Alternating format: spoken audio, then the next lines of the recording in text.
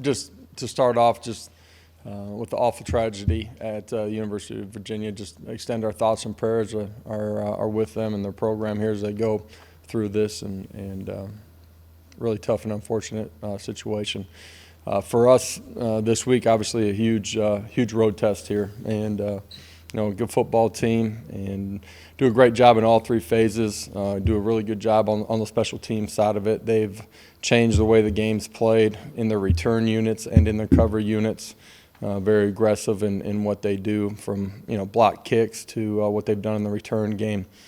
Be a huge test for us on that side of it, and the same for us offensively and defensively. They've created a bunch of big plays in the past game. We got to do a great job of matching them out and handling protection.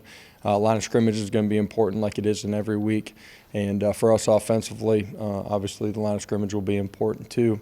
And they're doing a really good job on as far as pass defense. So I'll open it up. Coach, just what did you see from Dylan Sampson either last week or on tape that he wasn't doing earlier this year? I don't know that it's necessarily what he hasn't been doing earlier. The game and just the way it played out, opportunity to use him, had planned on doing that a couple of weeks earlier too, probably more frequently than he has at the beginning of the season. From the very beginning of the season, he's more comfortable in what we're doing.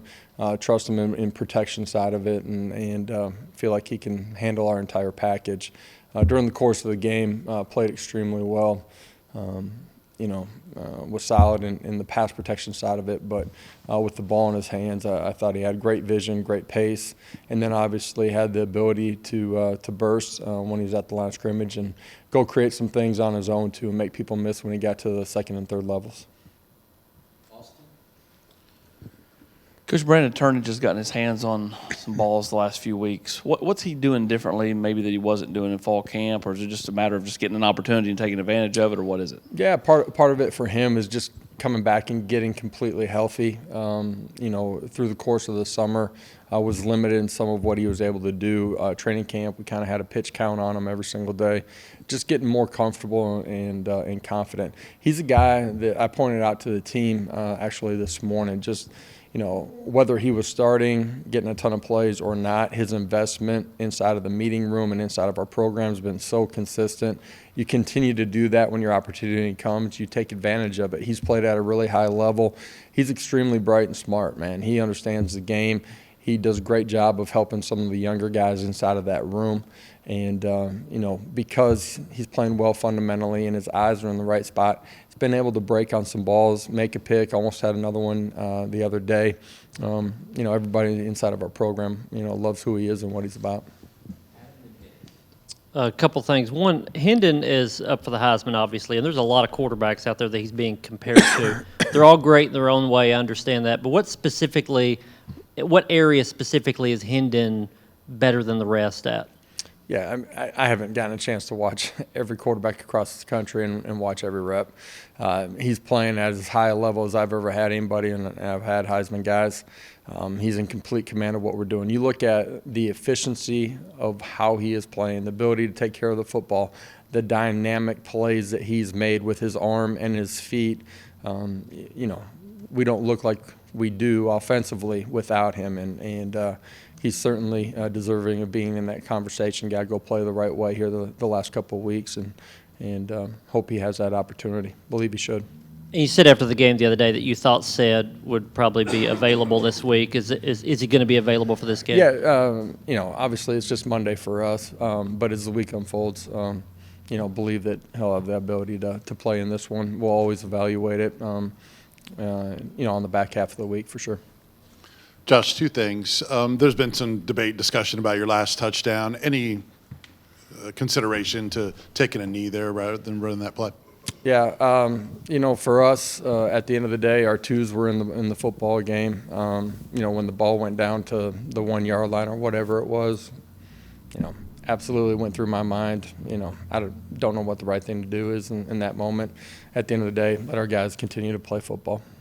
And Cooper Mays is the fourth of your offensive linemen to earn Lineman of the Week in the SEC. What can you say about the way he's playing right now? Smart, tough, competitive, great ownership inside of the room. It all starts with him for us.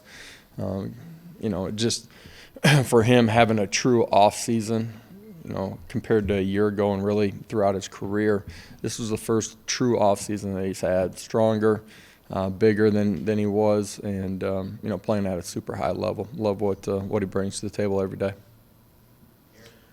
Josh, when you study South Carolina on tape, what does Spencer Rattler do that works well for him when he's clicking in that offense overall? What can they do that possess some challenges for your defense? Yeah, first of all, I said at the very beginning, they've created a bunch of big plays. I think they're second in the league in pass plays over 40 yards.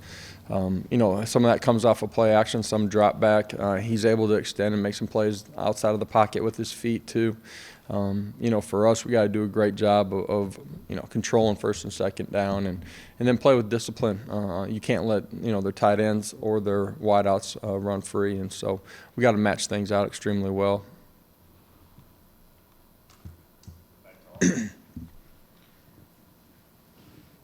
They got you guys on the fake punt last year.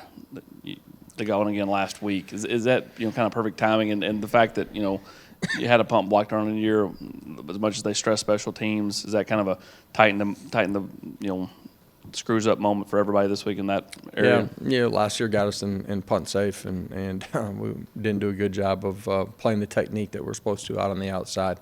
When our special teams units go out on the field, you got to be aware that, one, they're going to be aggressive after the punt. They are really good in the return game too, off of that on punt return, and certainly kickoff return too. And then you got to do a great job of covering too. They're good in the return game, and they place an emphasis on it. They're aggressive in what they do. Our guys got to go out and play the play the right way. There's no redos. You get one opportunity when you're on a special teams unit. You got to go match it out. So eye discipline, recognition of your alignment assignment based on the formations will be critical in this one. Coach, I don't know if it'll be as loud Saturday night as it was in Athens. Is there anything you guys do this week to try to be able to handle the noise better, or is it just about, in the moment, handling it better? A combination. We'll continue to do some of the things that we've done here at home. In the moment, we got to be able to reset and play. And dead balls in particular, you got to be able to handle it. So we've done that in different road environments. This will be a great one. Haven't been there before. It's going to be loud, and you got to handle that part of it.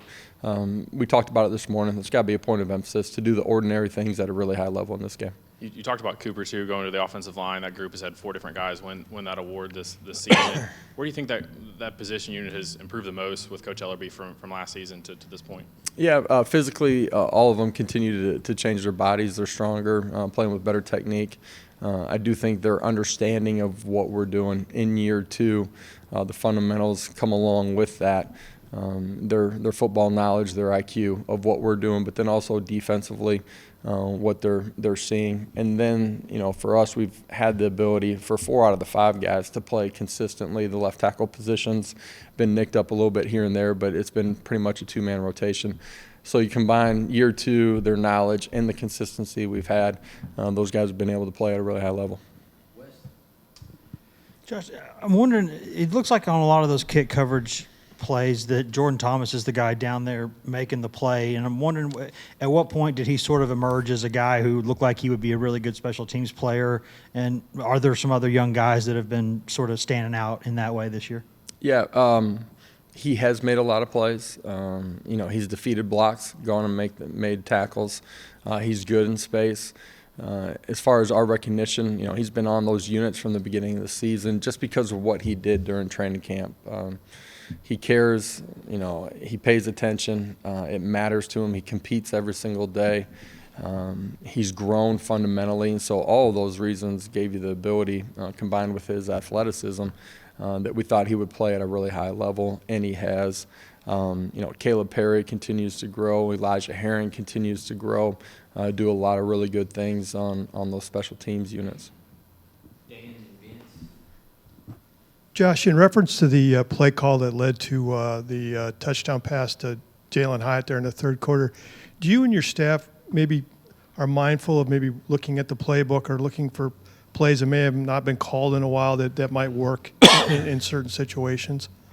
I think you're always, balancing, what your kids are good at, what they're comfortable with, what they're seeing on the other side of the football schematically, right? You got to put your kids in a position to win. And then certainly, for our staff, we've been together for a while. You can draw back on things that we've done in the past that maybe haven't, appeared here recently, and try to incorporate those when you think you have an opportunity to create a mismatch. Josh, it didn't seem like there's been as many of those, air quote, fake injuries this year on defense to try to slow offenses down. They really didn't change the rules all that much. Yeah, I Do don't you know have a if you theory just as to take why? out the Ole Miss game from last year, it's probably pretty consistent. But just in general this season, it doesn't seem like we've seen as much of that. Any theory on why that is? I don't. Probably still appears sometimes, so. Kind of going off what Wes was saying, Jimmy Holiday has been really good as the gunner on punt team. How important is it, and how long does it take for a guy like him to kind of own that role on your team? Well, he's done a great job. He's playing a ton of snaps on special teams and is a difference maker for us there. His athleticism, his speed down the football field. You're talking about on punt being the gunner. Does a great job and causing fair catches. He's down the ball inside the 10-yard line a couple of times and has done a good job going down and making plays too. I think, some of those unique positions, all of those skills translate over to offense or defense, but you're put in unique positions. And so his opportunity to play throughout the course of the season consistently at all those spots has allowed him to continue to develop and got a great future ahead of him. We'll finish with Paige.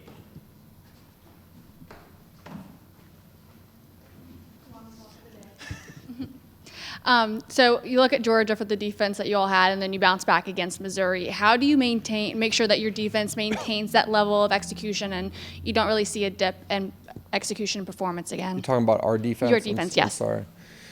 Yeah, when it's going good, right, all 11 are operating as one. You're playing gap sound. You're tackling well, but that happens because you're in good body positions, because your eyes take you to the football. When it's not going good, it's not like a wholesale change typically is what is needed. It's guys settling into the football, and 10 guys can be doing it right. One guy's not, and all of a sudden you give up a big play. And so doing the ordinary things at a really high level, our preparation, our practice habits got to be right. This is a big football game for us. This is the only one we got this week. Really good opponent, great environment. We got to be ready to go compete for 60 minutes and be dialed into the details of our jobs.